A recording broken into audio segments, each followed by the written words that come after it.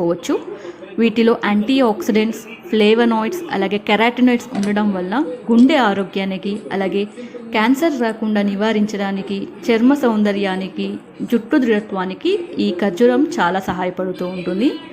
మెయిన్గా ఎవరైతే రక్తహీనత సమస్యతో బాధపడుతున్నారో, అనీమియా సమస్యతో బాధపడుతున్నారో ఇలాంటి వారు ఖర్జూర పండ్లు తీసుకోవడం వల్ల రక్తంలో ఉన్న హిమోగ్లోబిన్ శాతం పెరుగుతూ ఉంటుంది.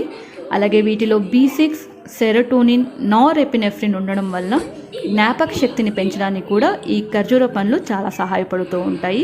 వీటిలో కాల్షియం, ఫాస్ఫరస్, మెగ్నీషియం ఎక్కువగా ఉంటుంది. సో ఎముకల దృఢత్వానికి కూడా ఈ ఖర్జూరం చాలా ఉపయోగపడుతూ ఉంటుంది. ప్రెగ్నెన్సీ ఉన్నవారు కూడా ఈ ఖర్జూర పండ్లు తీసుకోవచ్చు.